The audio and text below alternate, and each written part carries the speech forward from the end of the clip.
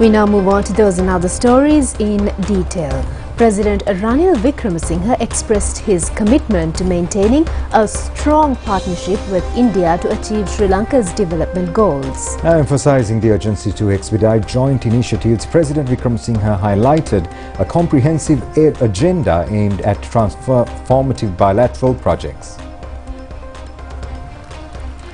President Ranil Wickremesinghe made these remarks while delivering a compelling vision for the future of Sri Lanka-India relations during his address at the 31st All India Partners Meet 2024 held at the ITC Ratnadeepa in Colombo. The AIPM 2024, which was organized by KPMG Sri Lanka and India, provided a platform for both countries to reaffirm their commitment to a collaborative project. It's a great pleasure and a privilege to have you in Sri Lanka, in Colombo, holding this meeting. It shows on one hand the close friendship that our two countries have, and on the other hand the confidence that you have in Sri Lanka. Having now survived 2 difficult years, I must acknowledge that this was possible because India gave us a loan of $3.5 billion. All that will be repaid. We have already repaid the loan of $200 million that Bangladesh gave us. Having survived 2 years, I found today to really be a day where I was rushed and I had to delay my presence here. For the simple reason I was dealing with 2 eyes. One is IMF. We have just concluded directors meeting of the IMF, which was quite successful, and are preparing thereafter to meet with our creditor nations, the Paris Club, India and others, who meet as the official creditors committee next week, and also carrying on discussions with China through the Exim Bank of China. Once we conclude the discussions, then we come to the next phase. With this, we are ready to sign the agreements with our official creditors and with the Exim Bank of China. So next week, on Wednesday, we will be meeting with the OCC, and also in the course of next week, we are carrying out discussions with the Exim Bank of China. And I hope by next week or thereafter that we will have come out of this phase of bankruptcy and into the next phase as we go ahead. But it means Sri Lanka is back to business. What exactly is back to business? So today I have to spend my time on this and to decide what is back to business. If we go back to business the usual way, we are import-dependent economy, and we will have to again borrow money to pay for our imports. So are we going to start the vicious circle again? Having done it once, am I to start the second round? Or otherwise, to gradually transform ourselves into a highly competitive, export-oriented economy. So this is the second task that we have. We can no longer go down that same path. Now this is easier said than done in Sri Lanka. So we've decided on a new approach, that we are going to legislate our economic policy. Policies will follow to ensure economic transformation to a highly competitive economy, to a digital economy, to a green economy, to an export-oriented economy. Lay down the benchmarks for foreign investments, lay down the benchmarks for export earnings, and lay down the benchmark for reducing multidimensional poverty. I think it's the first time that we have done this in the region. We are used to the British way of deciding, of mentioning our policies and having acceptance by the other parties who will then implement it over a period of time. Sri Lanka is not so. When one party introduces the policy, the next government is sure to change it. So now at the moment, we have the economic transformation bill, which is in Parliament and is undergoing pre-legislative scrutiny in the courts.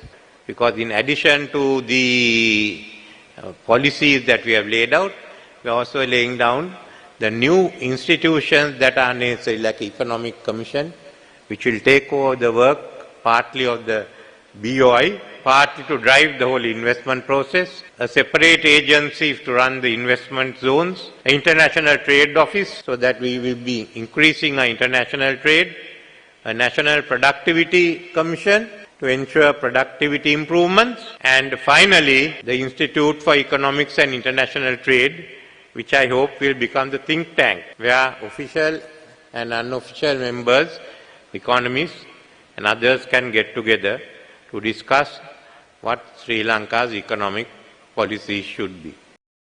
Your Excellency's visionary leadership and steadfast dedication to the welfare of Sri Lankan people have been deeply inspiring. As global citizens, we have all witnessed that amidst challenges, your leadership has charted a course towards a future bringing with promise and opportunity for Sri Lanka.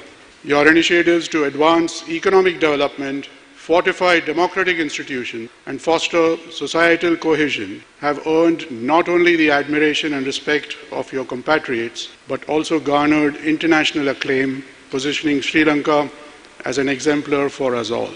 Sri Lanka, distinguished by its rich cultural heritage, dynamic economy, and resilient populace, holds a cherished place in the hearts of those who have had the privilege of engaging with your esteemed nation.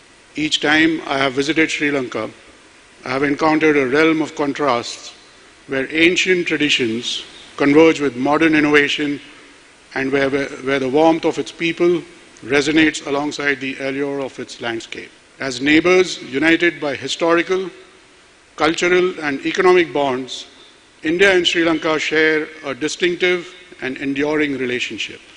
Your Excellency, we acknowledge with great appreciation the pivotal role that leadership plays in nurturing such partnerships. Under your stewardship, this relationship has flourished, characterized by mutual respect, cooperation, and a shared vision for a prosperous and harmonious region. We particularly commend your efforts to enhance connectivity and collaboration between India and Sri Lanka. The initiatives spearheaded under your guidance have not only strengthened economic ties, but have also enriched the cultural and social fabric that binds our nation. Your Excellency, your presence amongst us today is a testament to the robust and enduring ties between our countries, founded upon shared values, mutual esteem, and a resolute commitment to global advancement. We eagerly anticipate the opportunity to draw from your invaluable insights and to contribute our own perspectives as we collectively meet the global challenges that confront us. As we warmly welcome you to this assembly, we are reminded of the indomitable spirit of Sri Lanka, a spirit that has weathered adversity, surmounted challenges, and emerged stronger than ever before. This resilience, coupled with unwavering determination, serves as an inspiration to us all and exemplifies what can be achieved through unity, perseverance, and a steadfast belief in a brighter future. We are indeed honored to have you amongst us. Now, Prime Minister Dinesh Gunawardena has presided over the opening of the Dharma Rashmi Poson zone in Homagama yesterday. The Poson program has been organized based on a concept of Minister Bandula Gunawardena. The Poson zone will come to an end tomorrow. A bus service free of charge covering a distance of 13 kilometers is also being conducted in connection with the event. This annual Poson event, extended in a 13 kilometers area in the Homagama town, is being conducted with the cooperation of the devotees in the area. The exposition of sacred relics at the Sri Uttararama Viharaya in Pitipana last evening. The devotees are being accorded the opportunity to venerate the sacred relics from 3 p.m. to 10 p.m. Another exquisite addition to this sacred religious program is the display of colorful pandals, attractive Vesak lanterns and dansals. The devotional song Convert at the Homagama Poson zone was telecast live over the national television yesterday. The concert was held at the NSBM campus premises in Homagama.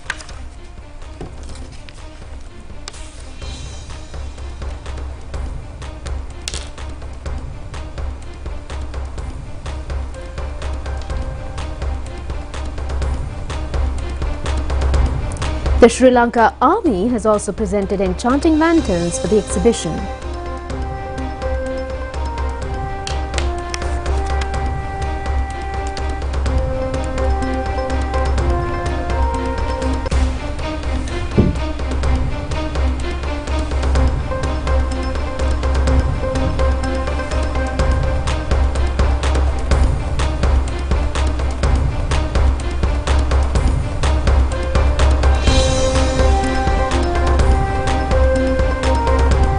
Minister Dr. Bandula Gunawardena has also presided over the opening of the Rice Dansala at the Mahinda Rajapaksa College grounds in Pitipana.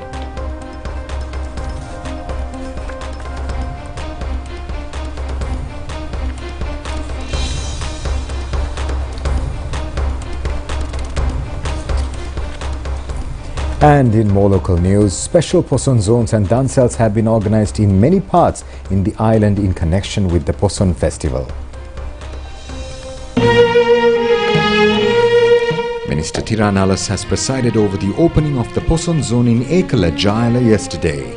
The event was highlighted with pandals, lanterns, devotional song contests and dancels.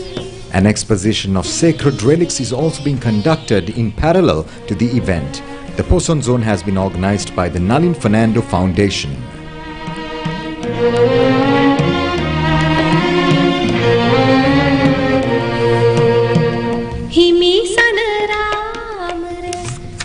General Secretary of the United National Party Palitharange Bandara and the Sirikota staff have organized a Poson rice dansala in the Sirikota premises yesterday.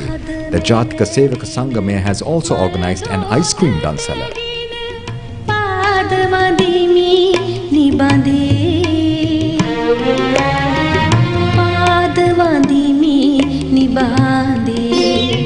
The Sambuddhaloka Poson zone centering the Beliatta town has commenced yesterday.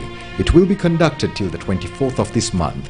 This program is enriched with devotional song contests, Vesak lanterns, perharas and dancels. A Vesak lantern depicting the Jataka story behind the Rana Kakulu Jatakaya was exhibited at the Hokandara Junction.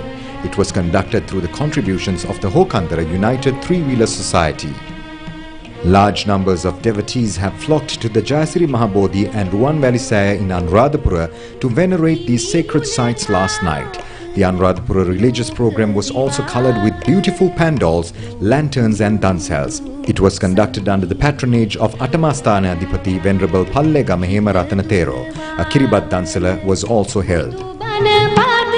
A Poson zone was also conducted centering the Middenia town. The Middenia Traders Association has contributed in the conducting of a rice dansala for the benefit of the devotees this year as well.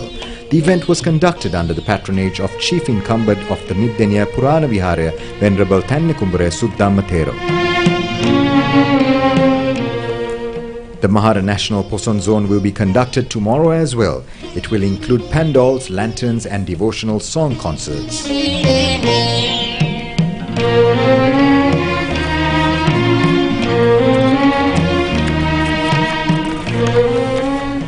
A group of youth in Galtuna, Kirimatia in Pottapitiya have conducted a string hopper dansala yesterday.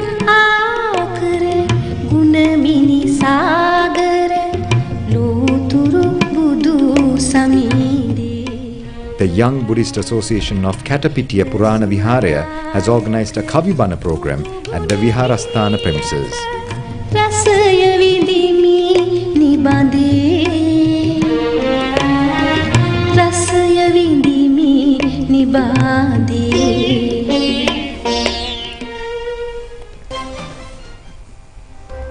Now, President Ranil Wickremesinghe has inspected today the reconstruction of the Zion Church in Batticaloa, which was subjected to the Easter Sunday bomb attacks. The President was engaged in a discussion with the Chief Clergy of the Church, Reverend Roshan Maheshan. The President has inquired as to why the reconstruction work has not been completed. He has ordered the officials to furnish him immediately a report in this regard. The President has also instructed Senior Presidential Advisor on National Security and Chief of Presidential Staff Sagala Ratnayaka to take speedy measures to complete a repairing of the church using allocations of the President's office. The Commander-in-Chief of the Army was also notified to utilize the services of the Sri Lanka Army in the reconstruction program.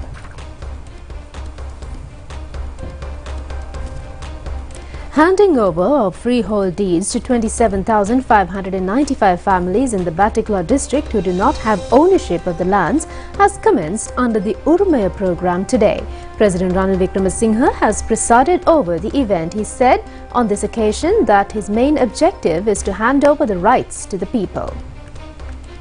The land deed presentation is being conducted covering 14 divisional secretariat divisions in the district. The inauguration ceremony was held at the office of the Thiraimadu Divisional Secretariat Division in Batticlaw. The President on this occasion has also declared open the new district office building in Thiraimadu, built at a cost of 1,055 million rupees. Many political representatives were present to welcome the President. In parallel to the land deed presentation, handing over of teacher appointments to 252 English diploma holders has also taken place. The President has participated in the program through symbolically presenting deeds to 192 families. The English diploma holders who have been presented with teacher appointments had followed courses at the Higher National Engineering Diploma Institute.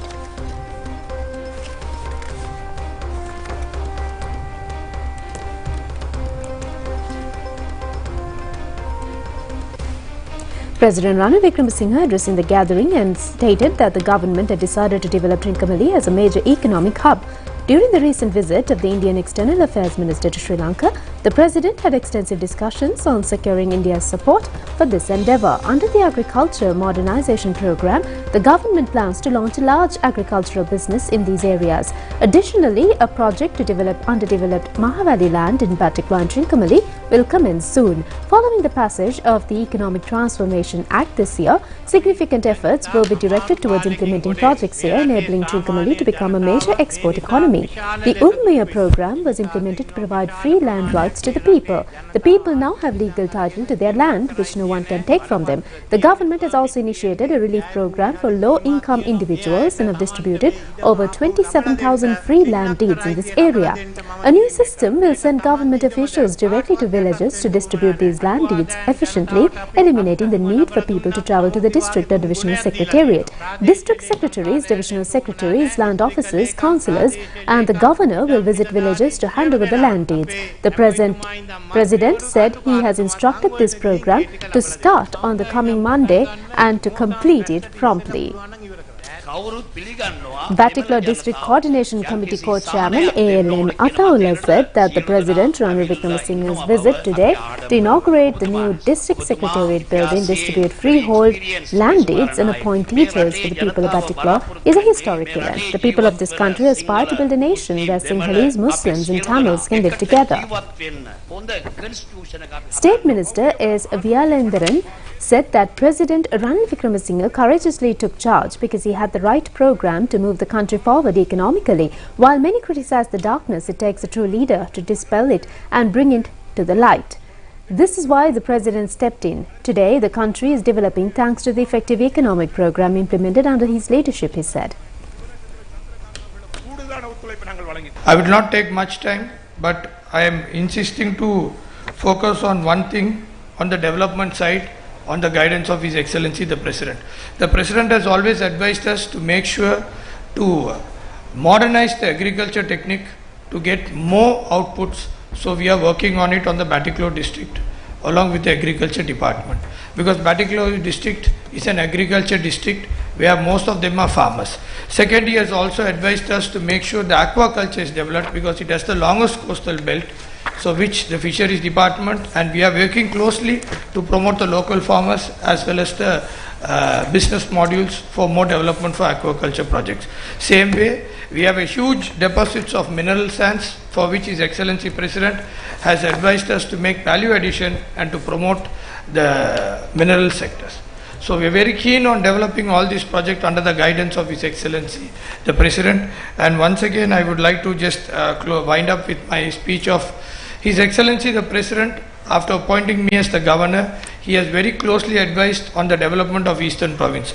On that, within a year, we have completed 2,695 projects at a cost of 8,031 million, with a beneficiary of 1.9 million people throughout the East, with a new teaching appointments of 864 and land and deed documents under the Urumaya and other permits of 24,000 under His Excellency the President within 1 year.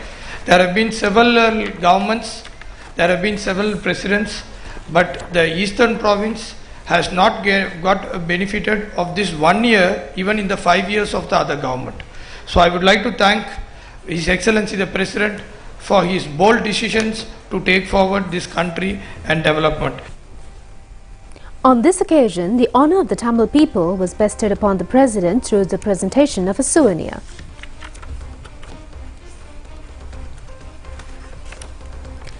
Leader of the TMVP party, State Minister Sivanesathurai Chandrakanthan says his party would extend its support to President Ranil Wickremesinghe at the forthcoming presidential election. He has disclosed this fact at a meeting with the President at the party headquarters in Batticlaw today. State Minister Chandrakanthan also said on this occasion that if they extend support for the successful completion of the President's program to develop the Eastern Province, the people in the area will be able to stand on their own feet. The President said a permanent solution will be provided to the ethnic problem while rescuing the economy of the country. The President has requested the cooperation of all in this task. He added that he is taking the challenge of making extensive development in the Eastern Province within the next 5 years. President Ranil Wickremesinghe said that the Eastern Province, currently less developed, cannot remain so over the next 5 years. Immediate implementation of development programs is essential to uplift the province, improve the income status of its people, and similar efforts are underway for other underdeveloped provinces across the island. Through the agricultural modernization program, new lands are being cultivated which will contribute significantly to increasing local income. The enhancement of Hingurakoda Airport will not only benefit Trincomalee, Batticlaw, Polonnaruwa, Dambulla and Anuradhapura, but also the surrounding areas. Additionally, it is essential to develop the Batticlaw Airport. Leader of the TMVP, State Minister Sivanesathurai Chandrakanthan said that despite economic challenges, he has taken decisive steps to allocate necessary funds for road development projects in the Batticlaw district, and they extend their gratitude for his commitment. Supporting the people of the Eastern Province, whose livelihoods depend on agriculture, in implementing his development plans will empower them to achieve self-sufficiency. He added that they pledge their fullest support to the President in the upcoming presidential election. President Ranil Wickremesinghe has also attended a meeting at the residence of Tamil Progressive Union leader and State Minister S. Vyalendran. The meeting was also attended by Governor of the Eastern Province, Sendil Tondaman, Senior Presidential Advisor on National Security and Chief of Presidential Staff, Sagala Ratnayaka.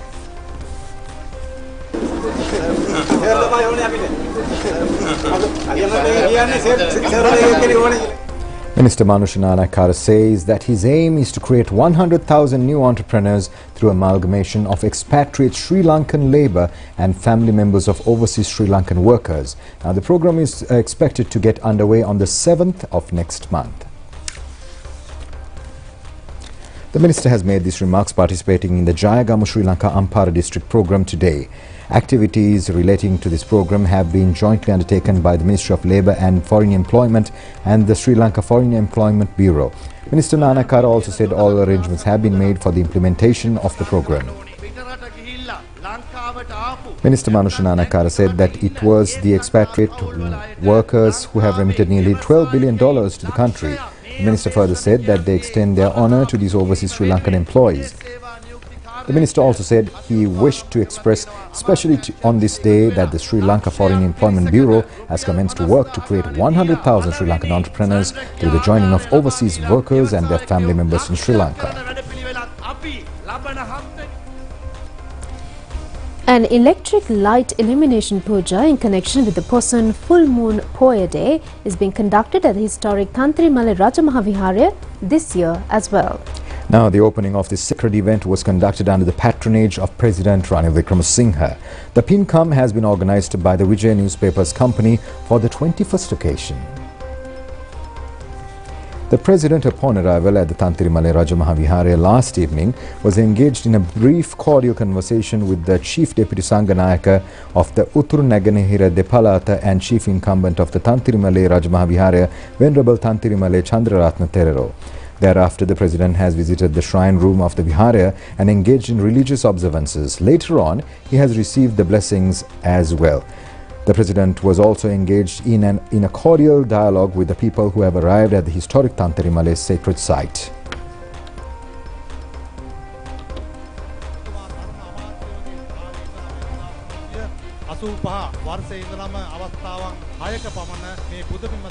Chief Incumbent of the Tantrimale Rajamahaviharya, Venerable Tantrimale Chandraratna Therero, commended the services rendered by President Ranil Wickremesinghe for the development of the temple and the surrounding villages. The Nayaka Therero mentioned that the President engaged in those activities in the days of his service as a minister. The Therero mentioned that currently the President paid his attention to elevate the livelihoods among the residents in the Tantrimale area. President Ranil Wickremesinghe said,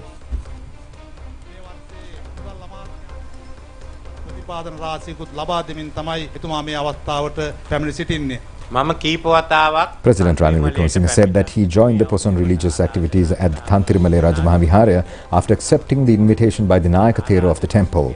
President said that he saw a large number of dances had been conducted on Poson Poya Day. He reminded that during the Vesak festival he witnessed a similar situation. He said that therefore it is difficult to believe that Sri Lanka was bankrupt. He reminded that the difficulties prevailed in the country when he assumed duties as President of Sri Lanka. President said that there were many shortages including fertilizer, medicine, fuel and many other essential commodities. If that situation has prevailed, the President said the people would not be able to buy a basic thing such as soap. The President said now the country has been gradually coming out of the crisis.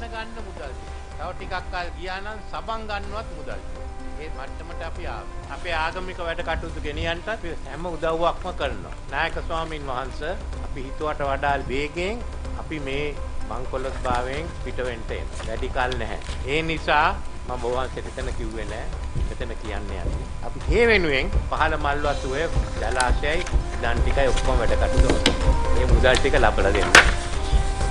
The President has declared open the Viduli Alaka Puja. The Mahasangha in the province, Senior Presidential Advisor and Chief of Presidential Staff Sagala Ratnayaka have also graced the occasion.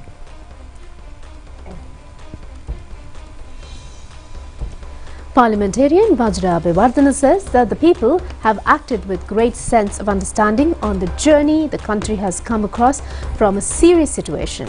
The parliamentarian has made these remarks at an occasion in enlightening the people in the Galle district. Parliamentarian Vajra Abhiwardena said that everything that could be given have been given after consultations with the International Monetary Fund. The sum of the payment, which was between 2,500 to 3,000 rupees, have been increased to 15,000 rupees. The recipient of the house is not aware of the fact that 15,000 rupees has been credited to the Samruddhi account. Vajra Abhiwardena added that in addition, the Urumaya program guarantees the land ownership rights. The parliamentarian has also recalled that Ranil Wickremesinghe, at a time when nobody wanted to accept the leadership of the country, took charge of the duties and rescued the nation. He added that at the time when the present president took over the responsibilities, Sajithan Rajapaksa tried to obtain the Pohotua party majority in parliament. Rajapaksas had proposed the name of a Pohotua member, Dallas Alaperuma, as a presidential candidate.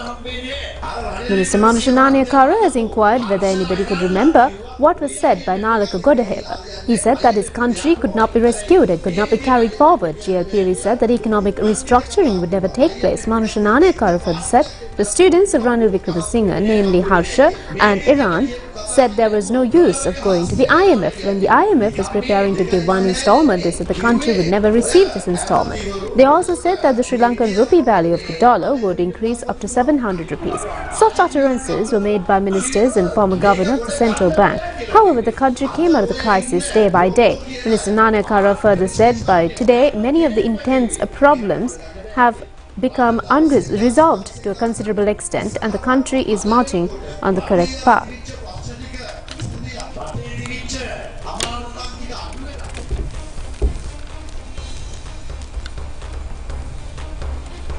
Well, that's it on local stories. We'll be back with news overseas.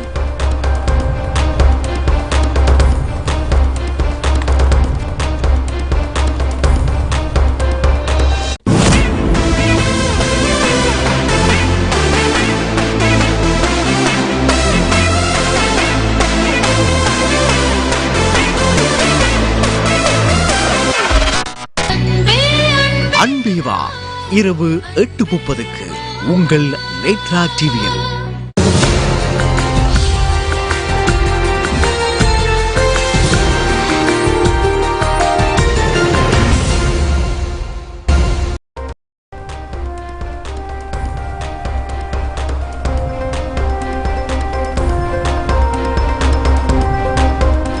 And we're back with your foreign news. Hamas says that 2 Israeli airstrikes on buildings in Gaza City have killed at least 38 people and injured many more. The Israeli military said warplanes had struck Hamas military infrastructure sites and it would provide more details later. A spokesman for Gaza's civil defense said a residential block in the Al-Shati area, one of Gaza's historic refugee camps, was hit several times. The other strike targeted houses in the Al-Tufa area, the Hamas-run government media office said. Footage showed people carrying away the wounded and searching for survivors in the wreckage as dust filled the streets. Tinamu macang, prima kotumi fantamai.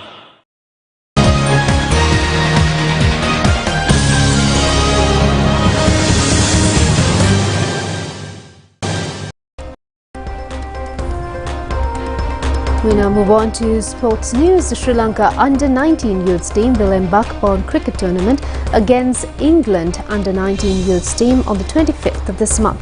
The Sri Lankan team has left the island to participate in the tournament. The series is to be conducted in England, includes 3 one-day matches and 2 test matches. The Sri Lankan Under-19 team prior to leaving has posed for a group photograph. Dinura Kalupahanage is the captain of the Sri Lanka team, while the vice-captain is Charujan Shanmuganathan. The Under-19 Sri Lanka youth team before departure was also engaged in religious observances at the Sri Lanka cricket.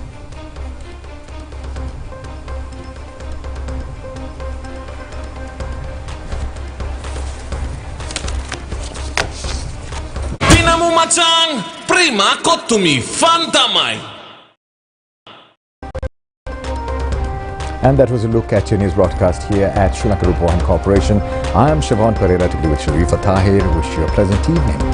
Good night.